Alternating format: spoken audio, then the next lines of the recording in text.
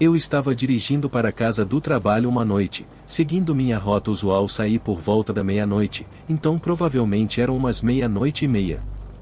Minha cidade é bastante tranquila e monótona, com muitas áreas arborizadas por toda parte e poucas pessoas ou casas. Eu estava nesta estrada, não muito longe da minha casa, com um campo de milho de um lado e um pedaço de mata do outro. Era pleno verão, cerca de 75 graus, então eu tinha o teto conversível do carro abaixado. Eu estava dirigindo tranquilamente a uns 80 km por hora quando ouvi um grito de mulher alto e arrepiante vindo de um dos lados da estrada, mas não consegui identificar de qual lado era. Parei rapidamente o carro, pisando nos freios, e fiquei escutando. Havia um choro de mulher vindo do lado esquerdo, na mata. Ela estava pedindo ajuda. Saí do carro e peguei o bastão que estava no banco de trás. Caminhei em direção à mata e perguntei quem estava ali. A mulher imediatamente respondeu, pedindo socorro. Comecei a correr pela mata, afastando galhos e arbustos do caminho. Pedia para a mulher continuar gritando para que eu pudesse encontrá-la. A cada 10 segundos mais ou menos, ela gritava ajuda e eu me aproximava correndo naquela direção, gritando de volta. Mas, logo percebi que, não importava o quanto eu avançasse na mata, os gritos da mulher pareciam não ficar mais próximos ou mais altos. Na verdade, eles pareciam sempre estar na mesma distância, mesmo que eu corresse diretamente em direção aos gritos. Gritei para ela me dizer onde estava e, cerca de 5 segundos depois, a mulher mais uma vez gritou pedindo ajuda. Parei imediatamente, não gostei daquilo. Comecei a sentir que estava entrando em algum tipo de armadilha. Virei-me e comecei a correr de volta na direção de onde vim. Corri e corri até ver as luzes piscando do meu carro ao lado da estrada, através das árvores. Durante todo o caminho de volta, ainda ouvi os gritos da mulher, mas eles permaneciam na mesma distância, não importava o quão próximo do meu carro eu chegasse, como se ela estivesse me seguindo de volta. Será que eu estava sendo perseguido? Cheguei no meu carro e simplesmente saí de lá, completamente assustado. Liguei para a polícia para relatar o ocorrido às autoridades, caso eles quisessem investigar. Mas eu não ia ficar por ali. Estava cansado e, depois de contar o estranho encontro para alguns amigos e familiares, estava pronto para seguir em frente com a minha vida. No entanto, uma semana depois, vi algo no noticiário que me deixou doente. O corpo de uma mulher de uns 30 anos foi encontrado na mata por um homem que estava caminhando com seu cachorro. Estranhamente, não havia sinais de violência. A localização onde o corpo foi encontrado era na mesma área geral onde ouvi os gritos. Embora aquela mata seja muito grande, não consigo evitar a sensação de que isso seria uma grande coincidência.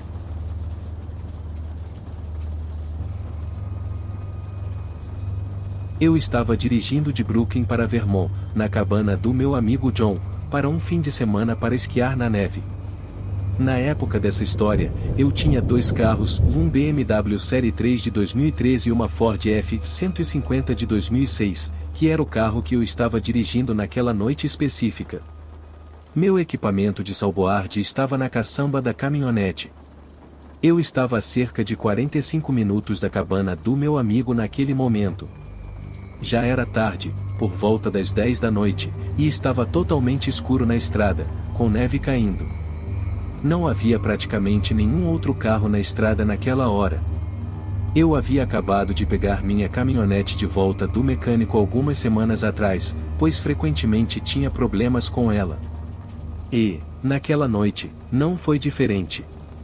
Em um momento especialmente ruim, em uma estrada tranquila e escura, de repente, o motor começou a superaquecer completamente, chegando à zona vermelha do indicador de temperatura. Eu reduzi a velocidade e parei no acostamento, esperando esfriar novamente. Então, lentamente voltei para a estrada, mas mesmo em baixa velocidade, o ponteiro voltou para o vermelho e o motor voltou a superaquecer. Tive que parar novamente e desligar a caminhonete. Fui olhar embaixo do capô para tentar diagnosticar o problema, mas não consegui ver nada na escuridão e na neve. Precisei ligar para o John, mas a recepção não funcionava naquele lugar, então eu não conseguia pedir ajuda no momento. Me senti em apuros. Entrei de volta na caminhonete para ficar no calor do veículo enquanto ele estava ligado, e pareceu que o superaquecimento não acontecia quando o motor estava em marcha lenta. Tentei dirigir mais uma vez, mas a mesma coisa aconteceu novamente, então tive que esperar cerca de 10 minutos até ver um carro passando.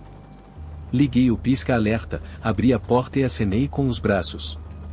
O carro que estava passando parou, era um Toyota pequeno. O homem abaixou o vidro e agradeci por ele ter parado, perguntando se poderia usar o telefone dele.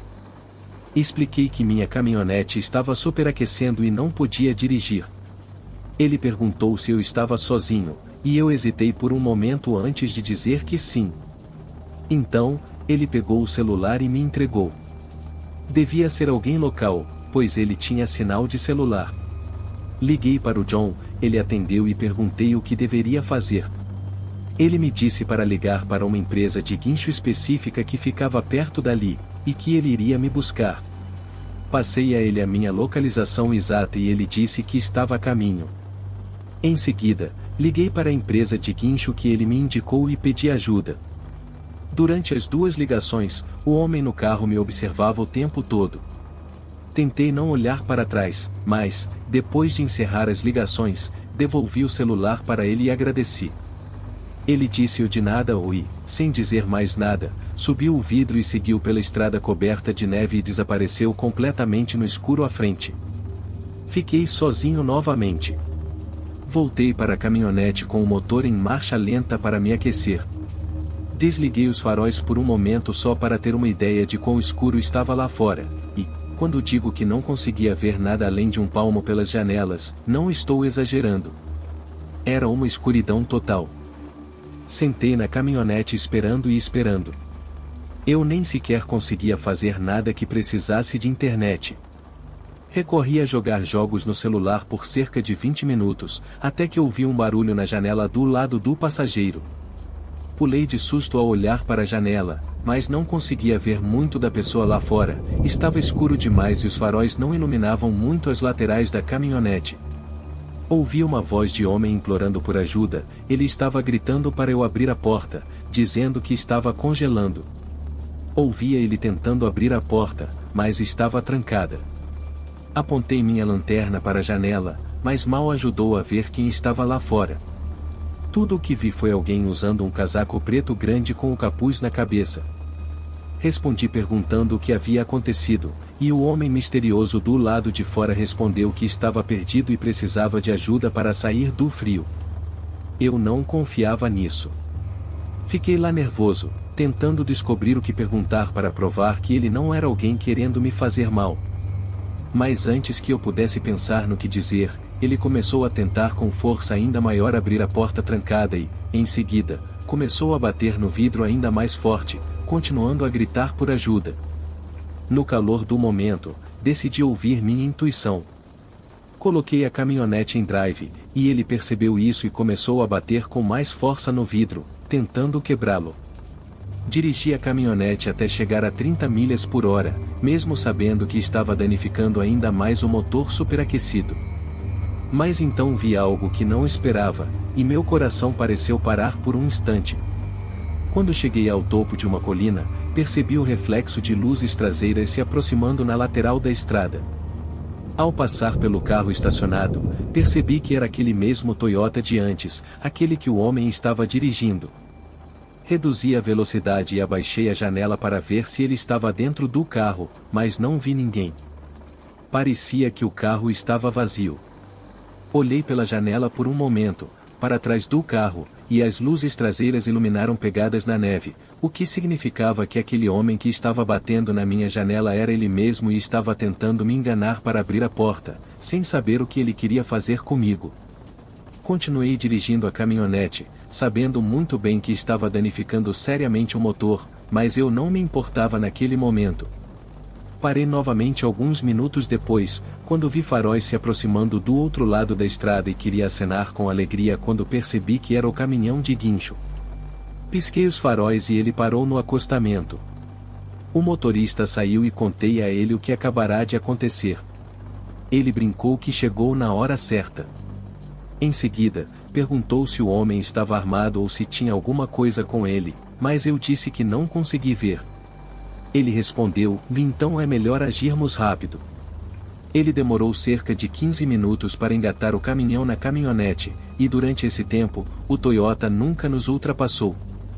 É possível que ele tenha dado meia volta e seguido em outra direção exatamente por esse motivo. Usei o telefone do motorista do guincho para ligar novamente para o John e contar a ele para nos encontrar na oficina mecânica.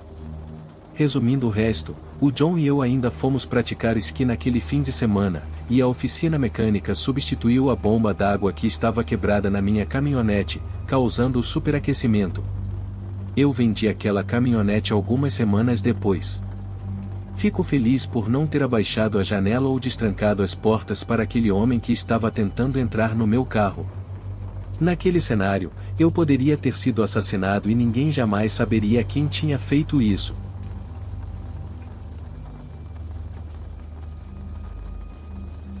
Eu tive minha primeira namorada aos 17 anos. Na época, eu morava com minha mãe porque meus pais se divorciaram quando eu tinha 11 anos. Um dia, convidei minha namorada para sair e ela aceitou. Ambos trabalhávamos, eu em um supermercado local e ela em uma Starbucks. Ambos tínhamos expedientes diurnos e estávamos no último ano do ensino médio. O motivo de eu tê-la convidado para sair naquele dia era porque era uma sexta-feira e mal tínhamos lição de casa. Busquei minha namorada em sua casa após o trabalho e fomos a um pequeno restaurante a 10 minutos da minha casa, pois era tudo o que eu podia pagar na época. Jantamos e depois fomos para a casa dela para passar um tempo juntos. Já estava escuro quando ela reclamou que nossa noite de encontro foi curta, e eu disse a ela que não podia levá-la a nenhum outro lugar que tivesse que ser pago. Então chegamos a um acordo de que faríamos um passeio noturno de carro. Dirigimos pela cidade e depois seguimos por uma estrada vazia na floresta, até que o asfalto acabou e estávamos em uma estrada de terra. Eu precisava muito ir ao banheiro e disse à minha namorada, que também precisava. Paramos o carro, e assim que saímos, sentimos um cheiro terrível e indescritível. Eu pensei que fosse outra pessoa que também havia parado para fazer suas necessidades. Minha namorada até ficou enjoada com o cheiro, mas nós fizemos o que precisávamos e estávamos a caminho de voltar para o carro quando ouvimos um barulho vindo do lado esquerdo. Parecia o som de um galho quebrando, e com medo de que fosse um animal, corremos de volta para o carro. Antes que eu tivesse tempo de abrir a porta do carro, ouvi um grito de medo ou dor vindo da direção em que minha namorada e eu tínhamos acabado de fazer xixi. Eu disse a ela para entrar no carro enquanto eu investigava, apesar de ela implorar para que eu não o fizesse. Travei as portas, fui na direção de onde o som veio e ouvi o grito novamente, mas dessa vez parecia vir da mesma direção em que tínhamos ouvido o galho quebrando. Em vez de seguir por esse caminho, peguei meu celular, liguei a lanterna e tirei uma foto. Quando o flash disparou, vi um homem com uma camiseta branca com listras pretas e um pedaço de lona azul em frente a ele, apenas parado lá. Sem hesitar, corri de volta para o carro, destravei as portas, entrei e acelerei ao máximo. Minha namorada continuava me perguntando o que havia acontecido, percebeu que eu estava assustado, mas eu disse a ela que explicaria depois. Voltamos para o lado mais sombrio da cidade e depois fomos para a casa dela. Entramos no quarto dela e foi quando contei a ela que vi o homem com a lona azul parado lá. Mostrei-lhe a foto e ela ficou tão assustada quanto eu. Ela me deixou passar a noite lá porque estávamos assustados e era uma sexta-feira, e também não tínhamos trabalho ou escola no dia seguinte. Foi, de longe, o momento mais assustador da minha vida. Embora não estejamos mais em um relacionamento, continuamos melhores amigos.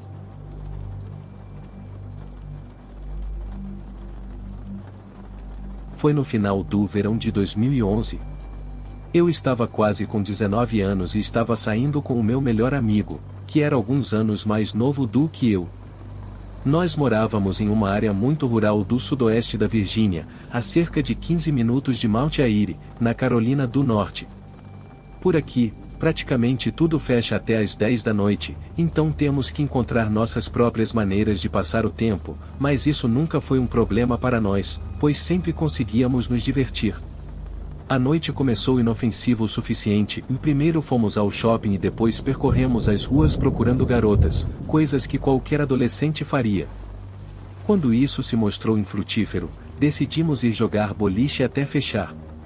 Depois, fomos para Main Street pouco antes da meia-noite, só para caminhar por algumas das vielas laterais, agindo como os garotos rebeldes que achávamos que éramos.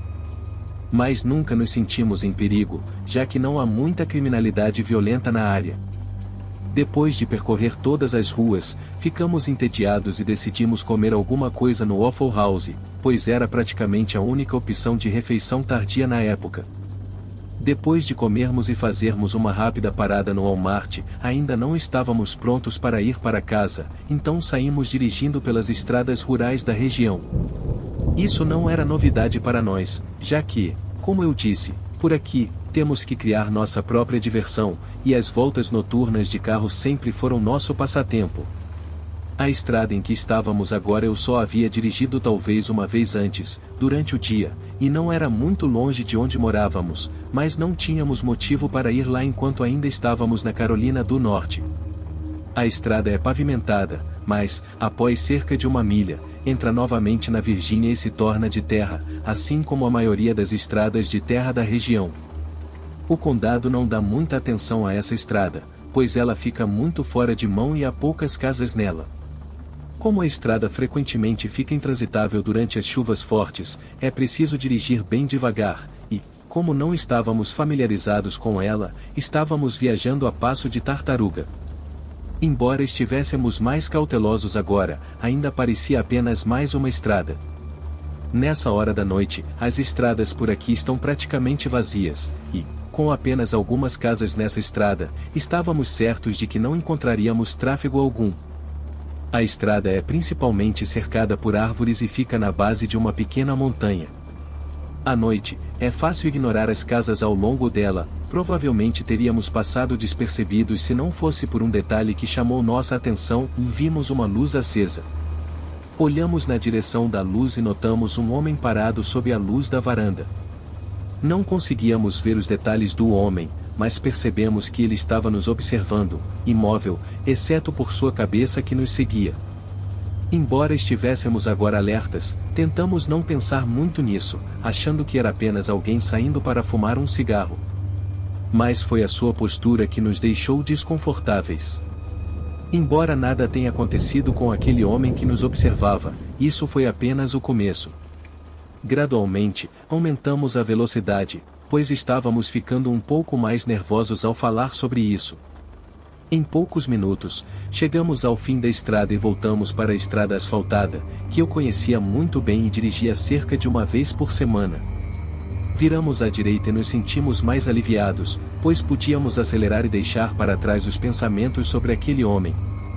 Nessa estrada, que é um pouco mais arborizada do que a anterior, eu estava ainda mais familiarizado, já que a percorria literalmente milhares de vezes.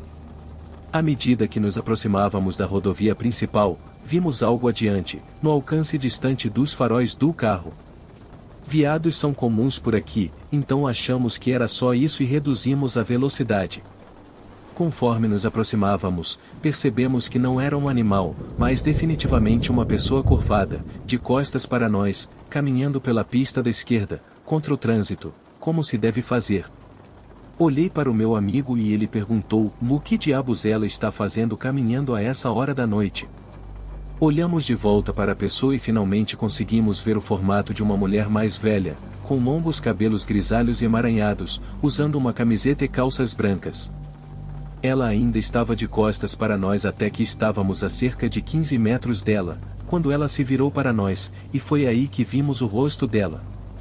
Não quero dizer que ela estava usando metanfetamina ou outras drogas, mas era a aparência que ela transmitia. Olhos fundos com bolsas escuras pesadas, cabelo oleoso e pele muito envelhecida. Não tenho certeza de quantos anos ela tinha na realidade, mas eu diria que estava entre 40 e 50 anos. Mas isso não era o pior. Ela levantou as mãos no ar e começou a acenar freneticamente, correndo em nossa direção. Quando ela fez isso, pudemos ver o que parecia ser sangue seco por toda a frente de sua camiseta e calças, bem como o que parecia ser uma faca grande em uma de suas mãos. Não sabíamos o que ela queria, mas o desejo de sermos rebeldes e corajosos instantaneamente desapareceu. Pisamos fundo no acelerador e não paramos até chegarmos à rodovia. Estávamos tão aterrorizados com toda a situação que o que normalmente seria uma rápida viagem de 5 minutos para minha casa acabou se transformando em um desvio de 35 minutos apenas pelo absurdo pensamento de que ela poderia nos seguir até lá. Em comunidades pequenas como esta, você conhece praticamente todos, mas nenhum de nós nunca tinha visto essa mulher antes, nem a vimos novamente. Ficamos atentos às notícias locais em busca de qualquer história sobre uma mulher ensanguentada sendo encontrada, mas nunca ouvimos nada. Eu nem consigo imaginar uma explicação para o que ela estaria fazendo caminhando pelas estradas rurais quase às 4 da manhã, naquela condição estranha, com sangue nas roupas e uma faca na mão. Com todos os riscos de enfrentar animais ou pessoas, ela deve ter enfrentado, avançando rapidamente para os dias atuais. Agora eu moro com minha esposa nessa pacífica estrada no topo da montanha, entre as duas estradas dos incidentes, e uso a última delas quase diariamente, e ainda não vi nenhum sinal daquela estranha mulher desde então. Apenas neste ano, houve um grande desmantelamento de uma rede de tráfico de drogas e rinhas de galo na estrada daquele homem observando. Não sei se era a mesma casa ou se essas pessoas estavam morando na área naquela época, mas depois de tudo o que aconteceu, sempre me perguntei se era a mesma casa. Talvez aquele cara estivesse vigiando o lugar. Quanto à mulher, só espero nunca mais encontrá-la.